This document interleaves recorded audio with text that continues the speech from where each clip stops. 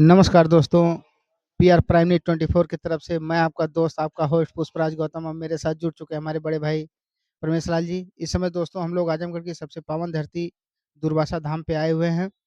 ये हमारे पीछे देख सकते हैं आप, दुर्वासा ऋषि की बहुत ही भव्य और सुंदर मूर्ति लगी हुई है, जिसका हम लोग आपको रूबरू कराते हैं। और दुर्वासा ऋषि काफ़ी मशहूर और ज्ञानी ऋषि माने जाते हैं आजमगढ़ के धरती के। और आइए दोस्तों हम दिखाते हैं इसका तट जो है, ये मंझुई नदी और तामसा नदी के संगम, दोनों नदियाँ मिलती हैं जिसको संगम बोला जाता है, उसके संगम के तट पर बसा हुआ है। यहाँ लोगों की श्रद्धाएँ, मान्यताएँ रहती हैं। यहाँ लोग आके स्नान करते हैं। आप देख सकते हैं स्नान करने की व्यवस्थाएँ बनी हुई है। महिला ड्रेस चेंजिंग रूम भी बना हुआ है।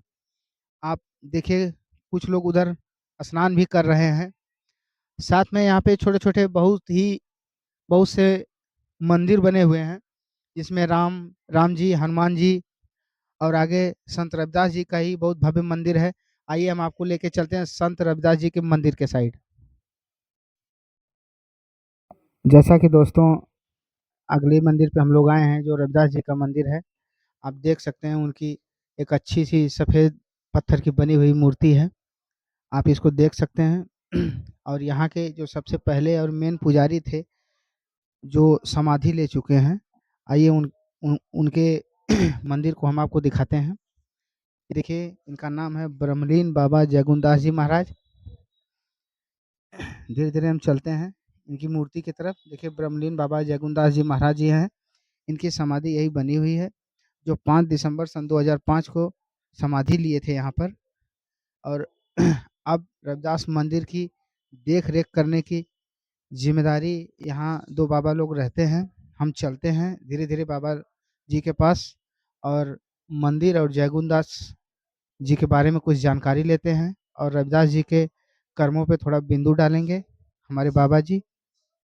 आइए बाबा जी से कुछ बातें करते हैं और मंदिर और जगुंदास जी के महाराज के बारे में जानकारी लेते हैं। इस समय हमारे बाबा जी थोड़ा काम में व्यस्त हैं, ये साथ ही साथ बात कर लेते हैं। बाबा जी प्रणाम। बाबा जी, रविदास जी के मंदिर का निर्माण यहाँ पर कब का हुआ और बाबा जगुंदास जी कैसे थे, कुछ इनके बारे में बताइए। बाबा जी गुरदास तो बम्बई के पहलवान थे। बम्बई माने जाने उनकी मंदिर भी है उनका। और उसके बाद जो है कि जब उनको ज्ञान व्यापिक हुआ, तब उन्होंने यहाँ आकर के यहाँ निर्माण किया। दुर्वासा धाम में जब निर्माण किए, तो यहाँ की स्थिति बड़ी ये खराब थी। हम लोगों को बसने नहीं लोग देते थे। बड़े मुश्किल से, वो तो इतने बहादुर थे कि लड़-लड़ा करके बहुत सुंदर मंदिर बना दिया। अब बाकी रही संत शिरोमणि गुरु रविदास जी महाराज को ला कर के बनाने बसाने वाले वही हैं।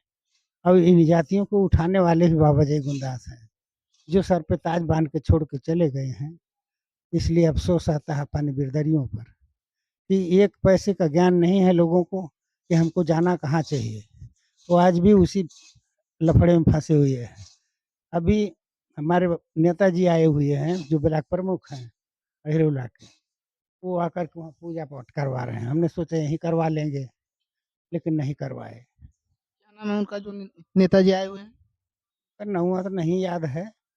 ब्लॉक प्रमुख है, आइरोला ब्लॉक प्रमुख हैं वो। तो इसलिए वो उधर पूजा करवा रहे हैं। तो हम बुलाए उनको, इधर से आइए, लेकिन इधर से ना आकर ब्राह्मण उधर आ गया, पंडित उधर ले जाकर पूजा पाठ कर रहे हैं। बाथरूम उथरूम जाने के लिए होता तो आते हैं। तो बाबा आप यहाँ कितने वर्षों से रह रहे हैं? करीब करीब हो गया होगा भैया, यहाँ रहते हुए हमको 15-15 साल। अब 15 साल हो गए आपको।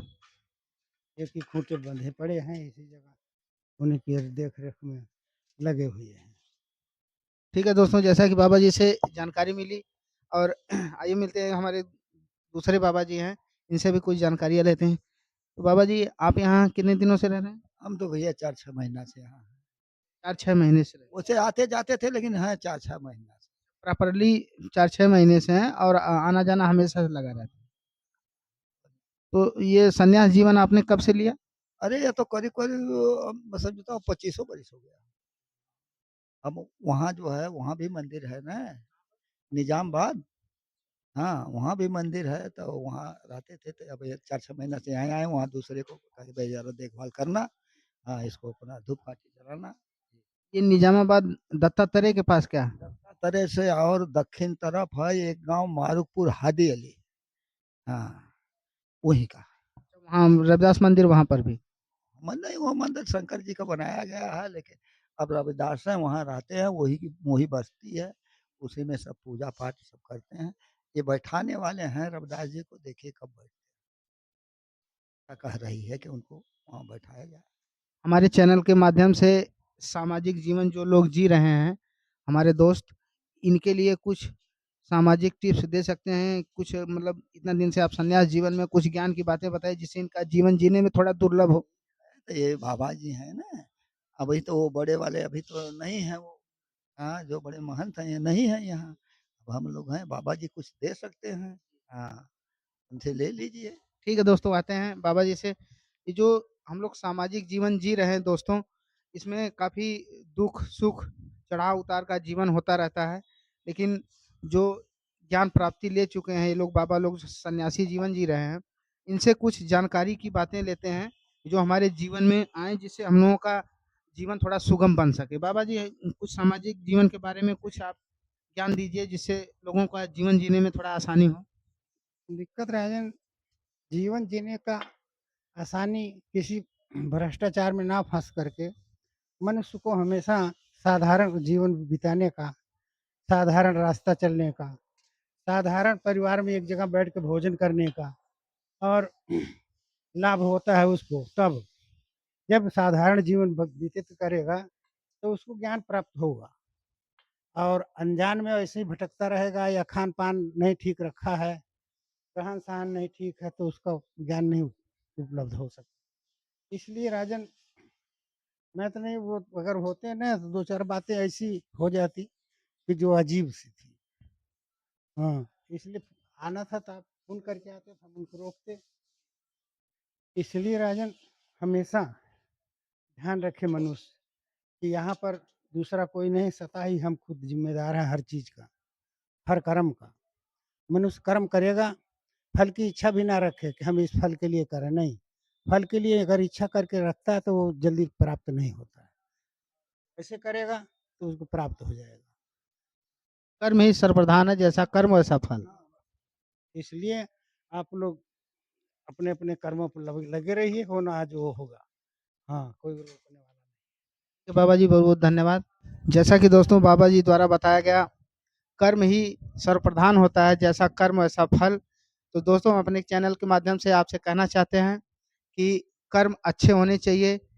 आप सामाजिक जीवन जो जी रहे हैं, इसमें मनुष्य कर्म बहुत ही सर्वप्रधान होता है। जैसा कि दोस्तों बाबा जी से कुछ बातें करने के बाद हम लोग मंदिर के ऊपरी हिस्से पे आए हुए हैं और यहाँ से मंदिर की सुंदरता कुछ ज़्यादा ही देखने को मिलती है। जैसा कि दोस्तों देखिए हम लोग मंदिर के ऊपरी हिस्से पे आ चुके हैं। आप देख सकते हैं यहाँ से मंदिर का भव्य नज़ारा दिखता है चारों तरफ का। यहाँ सामने देख सकते हैं एक और मंदिर और बैठक व्यवस्थाएं बनाई गई हैं।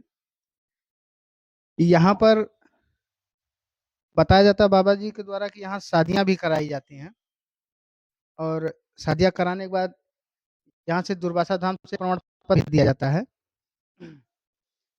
आइए दोस्तों,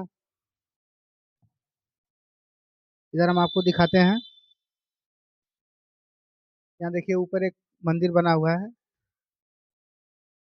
राधा कृष्ण जी का।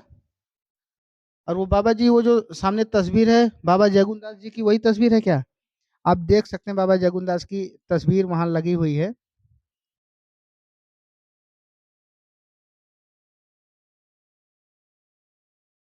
आइए दोस्तों मंदिर के दूसरे हिस्से की तरफ चलते हैं और देखते हैं और मंदिर का जायजा करते हैं।